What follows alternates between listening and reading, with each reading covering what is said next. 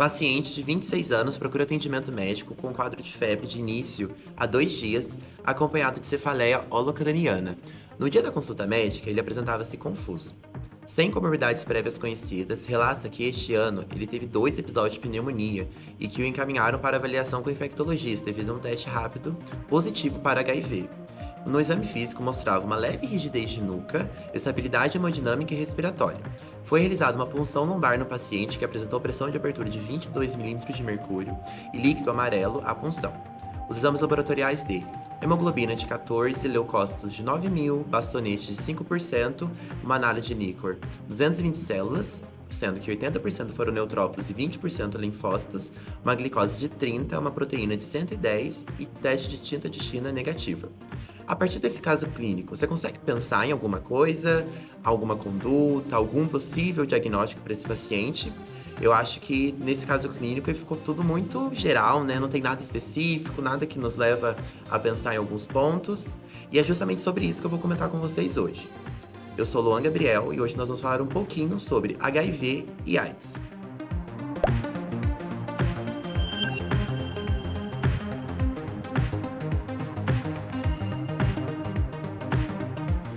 Para começarmos, preciso explicar para vocês basicamente o que é o HIV. Ele é um retrovírus, né? E que infecta principalmente células do sistema imune dos seres humanos. Ele vai gerando uma infecção principalmente nas células linfócitos TCD4+, e conforme vai ampliando a sua infecção e passando ao longo do tempo, ele vai diminuindo o número e também a função dos linfócitos TCD4. Ele não especificamente, gente, atinge só os linfócitos TCD4, só que é nele que eles vão gerar as principais alterações e sintomas que posteriormente vão precisar de serem tratadas, certo? E, inclusive, o aparecimento desses sintomas que eu citei pode demorar até 10 anos. Então, o paciente, desde o começo até ele começar a apresentar os sintomas da infecção pelo HIV, que ainda não necessariamente vai ser a AIDS ou a SIDA, como nós conhecemos aqui no Brasil, pode demorar um período de até 10 anos, dependendo claramente do paciente. Desde já, obviamente, eu preciso dizer para vocês que é um vírus que tem uma transmissibilidade alta ainda por conta da sua maneira de ser transmitido e que existe algumas populações de risco e fatores de risco que nós vamos entrar agora. Quais são esses fatores de risco, né? E as populações de risco? Atividade sexual sem preservativo, uso de drogas injetáveis, que normalmente as pessoas compartilham as seringas, né? Ninguém normalmente usa droga injetável e para ali e joga essa seringa fora. Recepção de sangue ou hemoderivados de centros que não fazem testes de triagem bem feitos ou que não fazem de maneira correta, adequada, que pode acontecer algum desvio ali e acabar indo um sangue contaminado para doação e tudo mais. Transmissão vertical, né, da passagem da mãe para o filho no parto. E a exposição ocupacional, que nós profissionais de saúde temos mesmo, profissionais de laboratório, que podem mexer com material biológico e ter essa exposição.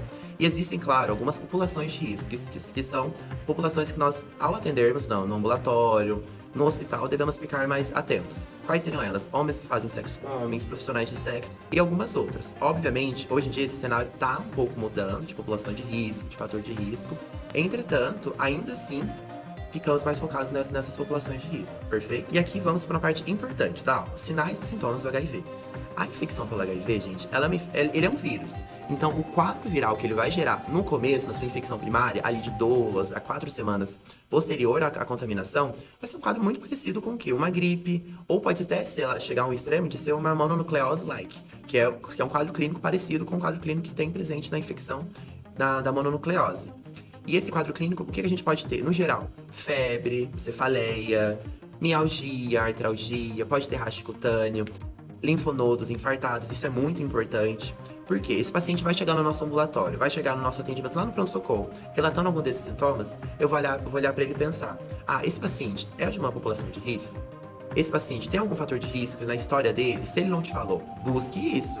Busque exposições sexuais, busque uso de drogas. Temos um certo receio, às vezes, de perguntar para o paciente, né, dessa intimidade dele mesmo. Entretanto, nesses casos, nessa busca, é importante.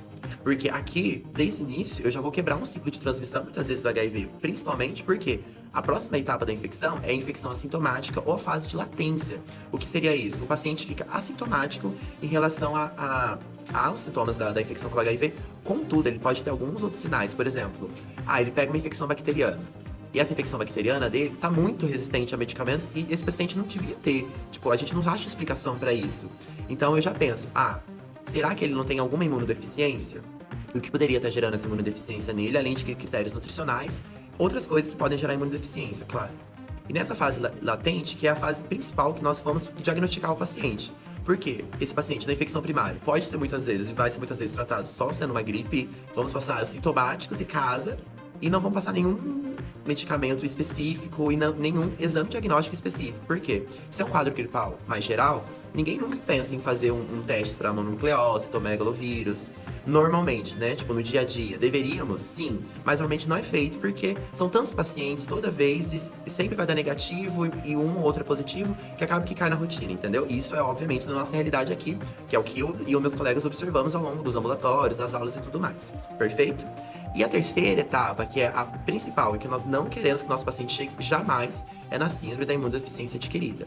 Nessa etapa, gente, nosso paciente vai estar com um nível de leucócitos, de linfócitos CD4 muito baixo. O valor de corte aqui para vocês guardarem já é 350 células, tá? E nessa fase, uma coisa que é clínica e que deve chamar atenção é candidíase oral. Candidíase oral é marcador de uma imunodeficiência mais grave nesse paciente. Então eu devo ficar preocupado. Se esse paciente não tem motivo nenhum para estar tendo essa candidíase oral, esse paciente não usa, sei lá, é asmático.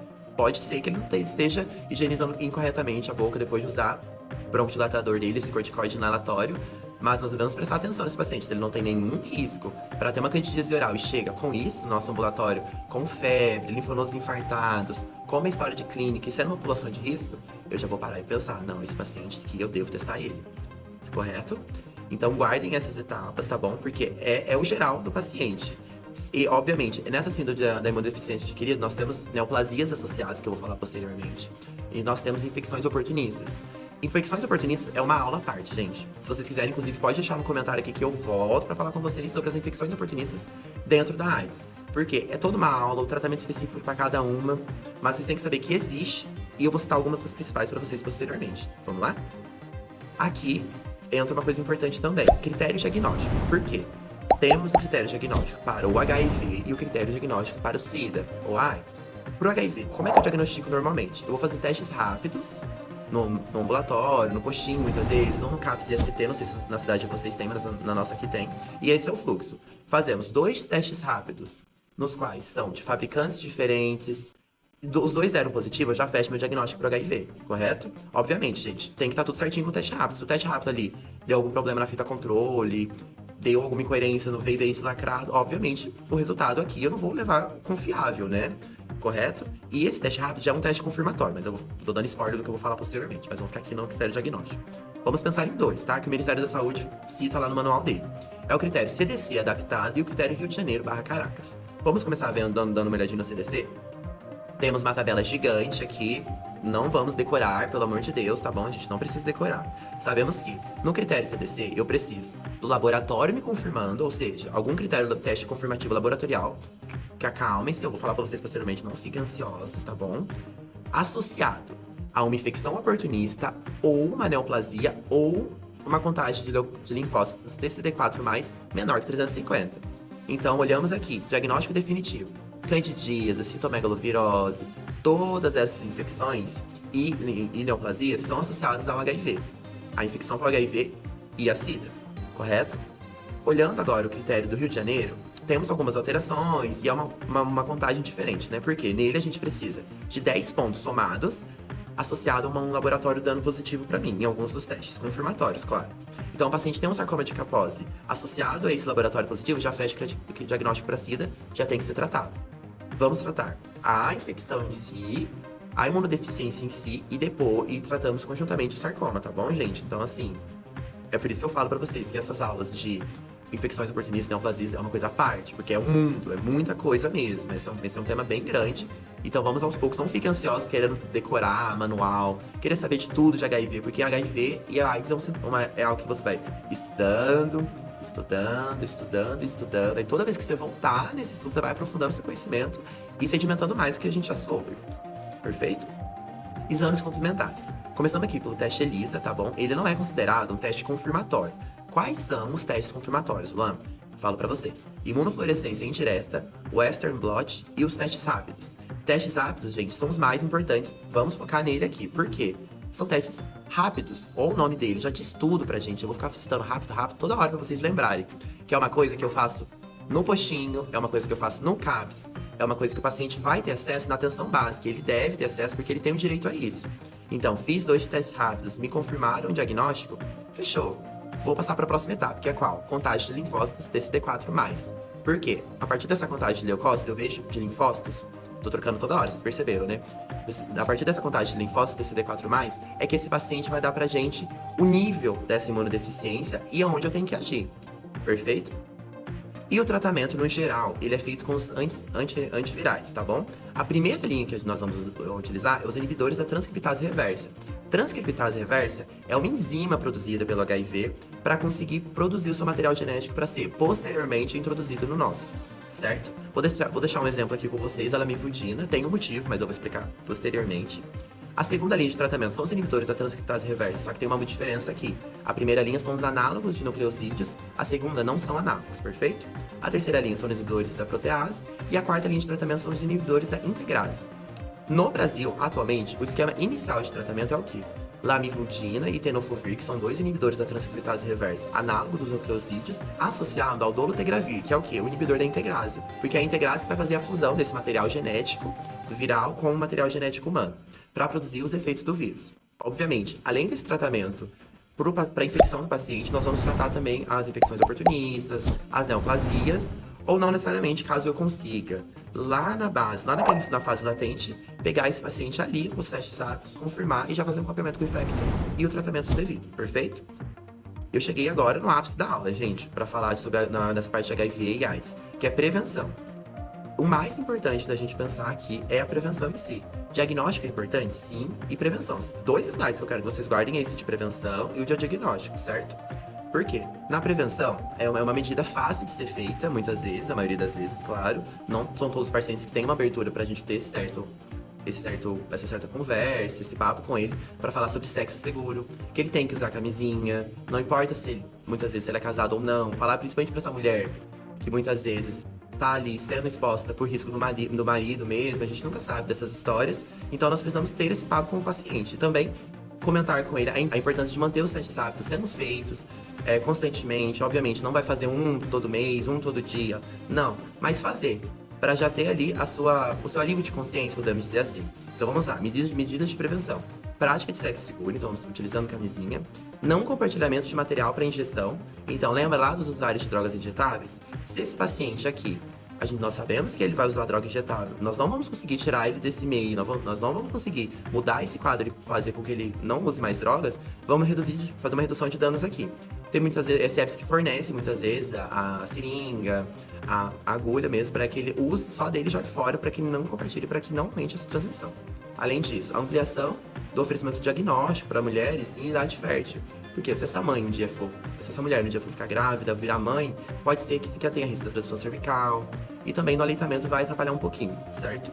A expansão dos programas educacionais, que é como eu disse, esse paciente tem que entender como o HIV se transmite, como o HIV pode se alastrar, as consequências dessa infecção, e obviamente a gente tirar todo o estereótipo da pessoa que vive com HIV, porque hoje em dia nós temos um tratamento acessível, gratuito aqui no Brasil, entregue pelo SUS, que a pessoa vai tomar remédio todos os dias, rápido, fácil, porque é uma infecção crônica, então vai ser tratado como uma hipertensão, como uma diabetes. Pegamos, vamos tratar pro resto da vida. Obviamente, é muito chocante por conta do que aconteceu na época que aconteceu a grande epidemia do HIV, né?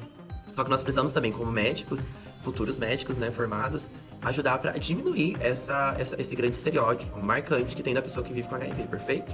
E por último, obviamente, fornecer para os pacientes PEP e PrEP. Vocês sabem o que é isso? PEP, gente, é a profilaxia pós-exposição e o PrEP é a profilaxia pré-exposição.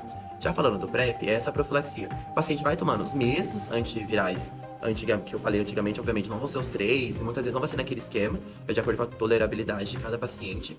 E ele vai tomando, assim, mesmo que ele tenha sido exposto, ele muitas vezes não vai ser infectado e esse vírus não vai progredir com a sua infecção, perfeito? E do PEP, muito importante, 4 fatores para o uso do PEP, vocês têm que guardar, basicamente.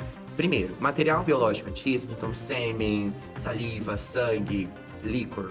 Ninguém vai ter contato com líquor normalmente, né? Mas tem que citar pra vocês.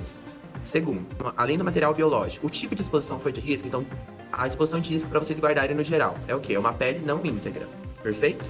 Quarto, o tempo de exposição. Eu vou tomar PEP até 72 horas. Então, passou de 72 horas, esse paciente a gente vai ficar em cima dele com teste rápido, para caso ele tenha essa infecção já no período inicial, eu já vou tratar, para ele não ter as complicações, perfeito? E quarto, obviamente, se esse paciente antes da exposição era soro negativo.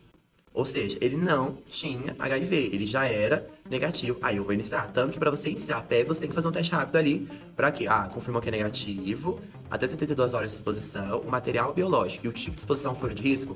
4 critérios casadinhos, vamos iniciar a PEP. E como é que inicia a PEP? Você vai dar o antirretroviral durante 28 dias. Esse paciente vai fazer o teste no dia 30 e no dia 90. Os dois deram negativos, segue a vida, meu filho. Então, se tiver PrEP, já vamos dar um jeitinho de começar com esse paciente. Vamos ver se esse paciente já não é uma população de risco, já não é uma pessoa que precisa dessa abordagem de prevenção. Perfeito? Gente, HIV e AIDS é um tema muito extenso, tá bom? Dúvidas eu peço que vocês deixem aqui, sugestões também do que vocês querem saber mais sobre esse tema, que eu posso voltar aqui pra falar pra vocês nas próximas temporadas, se a produção me manter no projeto, claro, né? Mas eu posso voltar. Então é isso, gente. Dúvidas podem deixar aqui embaixo que eu venho responder. Tchau, tchau! E aí, gostou do conteúdo? Então clica no primeiro link da nossa descrição, que lá vai ter um e-book com conteúdo bem comprimido para você.